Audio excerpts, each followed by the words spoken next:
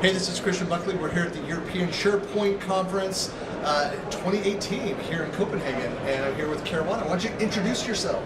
Hi, Christian. Thanks for having me. I'm Karuana Gatimu. I work at Microsoft Teams Engineering, and I run the Customer Advocacy group for that team. So I know that so how long have you been at Microsoft now? Almost 7 years. I can't believe it's been that long. I know, right? So Karuana goes back many years from the SharePoint side of things as well. And so, what else have you been doing at Microsoft the time that you've been there? Oh, I worked at Microsoft IT. I ran Skype at Microsoft. I ran adoption for our collaboration services there. Did a lot of work inside Microsoft, and then also always very lucky to get to work with the engineering teams and the marketing teams on how we go to market and work with customers. That's really my passion because I come from the partner network. So I worked at Partners before I came there, and I worked at Skechers. I was the director of e-commerce there at Skechers, which was a fantastic job. So I've had an interesting run.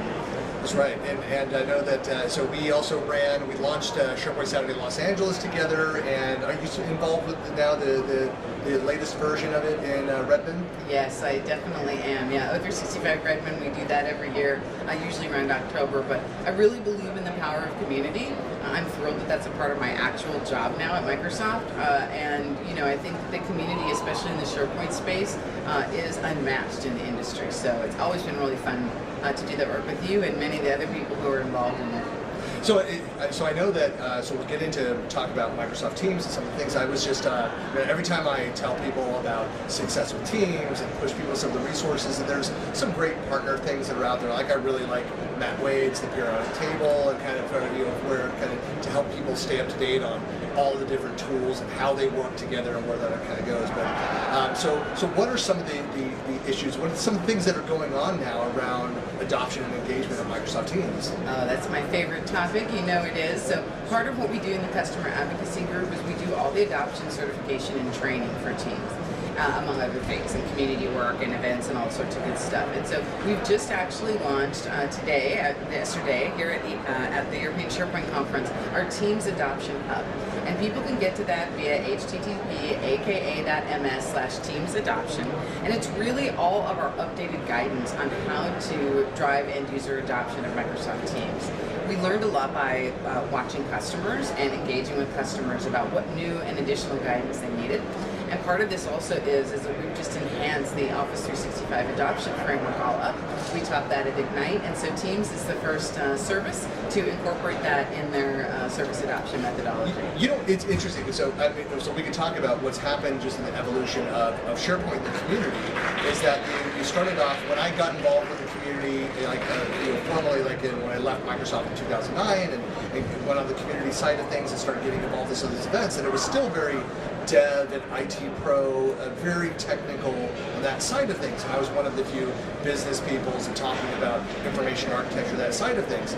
And what's interesting to watch the progression over time and where we are in the maturity of the platform overall is more in the broader adoption and more business folks that are in there. And so now we get to talk about adoption and engagement and people that are actually using the technology versus moving the toggles, flipping the toggles, keeping servers running, that kind of thing. And so most of the questions that I've seen, like in the Ask the Experts around Teams, have been around adoption.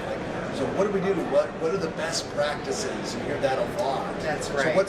So what's out there? What's available for people that are looking for that kind of help? Well, that's exactly what we put in this Adoption Hub. So the Adoption Hub is part of the broader deployment methodology. So you have to do end user adoption along with technical readiness.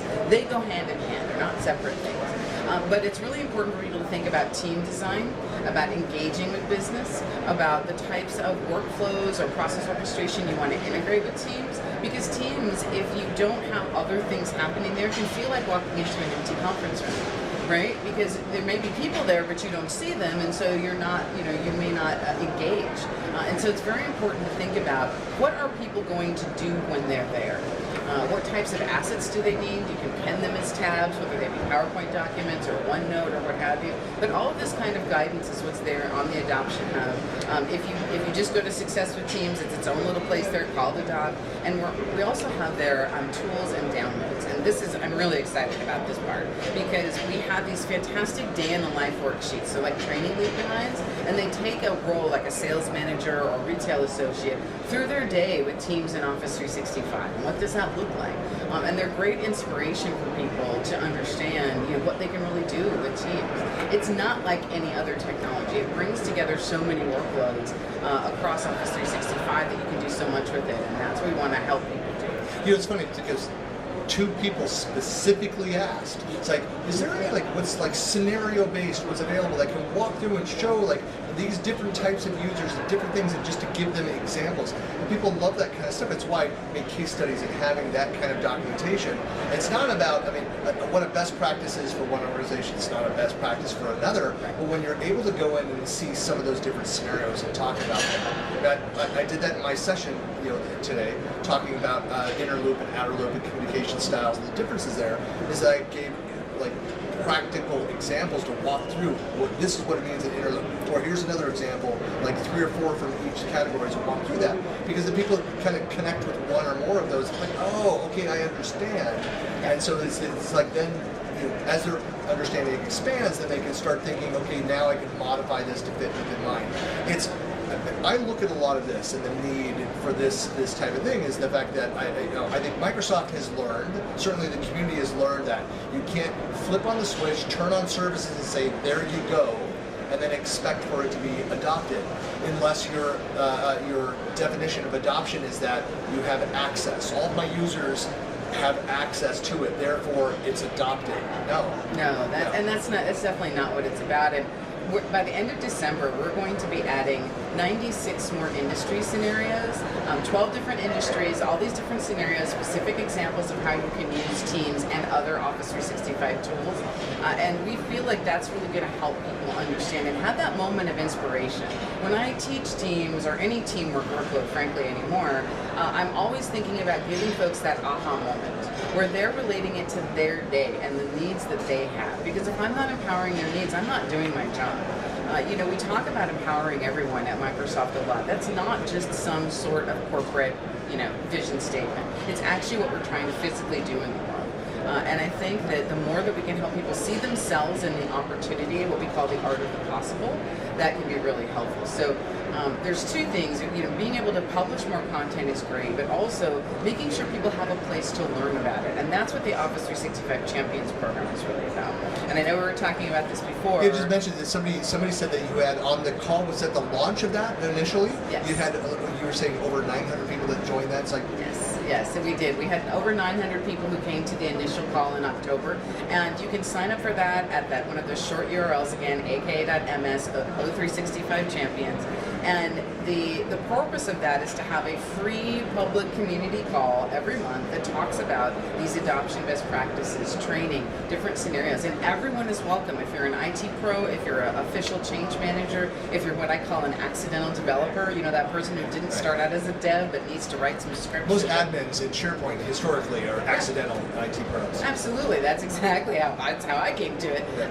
You know, and so that's a place where you can have a sense of community and ask those questions. So we have a dedicated forum on the Microsoft technical community. It's about driving adoption, and there's one called the Champions Corner that you then get access to when you're a part of the program. And in January, that program will be available in European countries. And so we're really excited to expand that and really drive that community. And I think it's a privilege and an honor to be leading that, you know, especially since I've been in community for such a long time. I know the power of peer learning. Everybody learns differently. Some people can learn from videos like the ones I have on Coffee in the Cloud. Some people need to ask questions or to see those examples. And so we always do the pre-release of our adoption content in that community first, so that we can also get feedback directly from people who are going to use it. That's how I actually shape the backlog of all the things that I'm delivering, is from the requests and asks from people in the community. And so it's a really, now more than ever, customers have such power with Microsoft, and I'm really happy to be a part of that because I know that just makes our products better. It brings in that diversity of thinking that, you know, is so important. And just a thought here. marketing guy. I think about this thing. I think of like how to get the word out about this as well. Have you considered putting together, the loosely phrased, a package around the materials for like SharePoint Saturdays and other community events, and user groups, so that it's something that can be communicated and maybe some content around that to get more signups and drive people towards that. Absolutely, we have. So you're preaching to the choir for sure. It's all about getting that word out, and I'm really going to feel comfortable doing that when it's available to everyone. And we want to make sure that everybody has equal access to the community and to the resources. So you'll start to see all of that show up after January as we run up into the next season of all the amazing conferences. I'll be happy to be home for a little while. I've been on the road for a bit, so I'll get to go home and make content and produce more videos. And we do a lot of our content production. We'll actually be putting out a call for content to MVPs like yourself and other people to produce content for our show on Coffee in the Cloud as well. And that's an integral part of the content that we deliver in the Champions program. So we have these short videos. Some are short, some are long, depending upon the kind of training you want. But I'm really happy to be, producing that show. Sometimes I'm in front of the camera, sometimes I'm behind, but it's really a fantastic thing to do. And to give a voice to other people in the community to tell their story is very important to me. Honestly, you saw some of that over the last few years with Channel 9, and is that kind of, the opportunity for MVPs and others, but, to expand that to, the channel, provide that platform that it can then be viewed and shared and distributed out there. So it's great for recognition. So for those that are practitioners and come up with, it's one of those things where I always like as an internal to try and drive adoption engagement is to do like a little, come up with a reward program to say, tell us how you can help use the technology to be more productive, like yourself or your team members around there, and then kind of reward, do some recognition things around that. That is an internal effort. And this is almost like the community level doing something similar. So I always like highlighting when people are doing really awesome things. And I look, as a content aggregator, that you play that role sometimes is, it's great to promote that and just to be able to talk about cool stuff, cool technology, people doing really fun things, and it also promotes that. Yeah, absolutely, and I also think that it's very important for us who've been in the community for a long time to help develop the next generation of voices. Right? I'm blessed that people still want to come and listen to me present, but I've been presenting for a really long time. Eventually, y'all are going to get tired of listening. But you're not talking about the same things all the time. No, that's true. I don't. But the point is that I really want to use this opportunity that I have to help other people find their voice. There's so much great content out there and ideas that haven't even been developed yet because people think they can't do what we do. Everybody can. Everybody has a voice and a story to share. And if we can provide a platform for that, then that's a great thing. And I'm very blessed that they have actually funded a studio for me there in Redmond, and so I can bring people in and also teach them the equipment and help them to learn how to own their story. So yes, it's very much the spirit of what we did in Channel 9. I had a show out there as well. Real World IT is still out there. And so I just think that this is the time, for people who have that natural storytelling ability or even don't, to step forward and participate and share, because we really need to learn from each other. There's a lot of opportunity to do that right now, and especially with all these changes in the technology. There's a lot of changes in people's careers. One of the main things that I'm really excited about the Champions program is I have a lot of people come up to me after I give a session on Teams adoption, and they're really nervous. They've just gotten Teams on their desk, they have no idea what it does, and they're worried about doing a bad job. So we can help each other get through this and really embrace this change in a positive way and build new skills in the process. So, it's fun. I had the best job. So I love that sentiment too around in the community. I mean, as you know, it's there's so many of us that organize the various events that are these free events, but to try and get new people to come out, come and tell us your stories, get involved. If you're, if you've ever thought hey, I could do that, it's yes, you can. Yes. Please come and do that as well. It's there is so much more opportunity for people to kind of step up and to share what they've learned and add their voice to it. Just because you see that, oh well, I'm just really talking about the same thing that Karuana and Christian are presenting on. Yeah, but not with.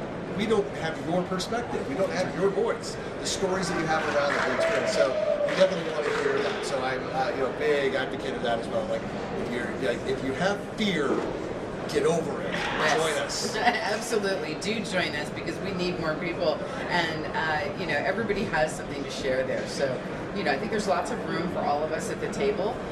There's me, there's you, there's lots of other people, and everybody has an opportunity. But we really think that with Microsoft Teams that we can help people have a better employee experience, and that's not going to happen if we don't all share knowledge. And part of that knowledge is what's broken. And part of that knowledge is what is the aspirational state of an organization, because this is about culture change. This isn't about technology. And every single presentation that I give, I talk about the fact that this is about the people that we are serving with Office 365, with the modern workplace in teamwork, and with Microsoft Teams. And so when you put that at the forefront of what you're trying to do, it transforms your ability to really understand what's important. And in how you approach people. And so we would just really wanted to have that place with the Teams Adoption Hub that we could continue to publish information that is sourced from people, showcase information, put it on YouTube, on Coffee in the Cloud, really create that vibrant community, much in the image of what's already happening in the SharePoint space. The SharePoint space is a fantastic community full of vibrant people and lots of information. And I only hope to do a portion of that in the Microsoft Teams space, so it's a great act to follow. So just to wrap up too, so again, how can people find out more about that? You put the URLs out there, and then how can people get in contact with you or follow you, learn more about you? Oh, absolutely. So if you want to join the Office 365 Champions program, you can visit us at https://aka.ms. 365 Champions. So that's the sign-up page, and again, that'll become available in European countries in January. So we hope everyone signs up, and it's open to everyone, Microsoft employee, partner, customer, anybody who wants to sign up can, and we always publish the content, the recordings of the meetings, and one of the things I'll note is that we always deliver those meetings with Teams Live events. So if you haven't been to a Teams Live event, this is your opportunity to see that in action. And if you'd like to follow me, I'm on LinkedIn, I'm on Twitter, and so I encourage people to do that. There is only one Karuana in North America. There is only one Karuana. And so please do reach out, ask questions. I always post all of our content out there on my LinkedIn feed and via Twitter and via SlideShare, so you can find me, and happy to help you with your local event or any questions that you have about content for Teams. Send them our way, and my team will help you. And then, of course, there's Coffee in the Cloud that's out there. That's right, Coffee in the Cloud on YouTube. Please subscribe, and you'll get great content from there, all about Teams and teamwork. Awesome. Thanks a lot, Caroline. Thanks a lot for taking the time, and we'll talk to you again. All right, talk to you soon. Thank you, Christian. Bye-bye. Bye, everyone.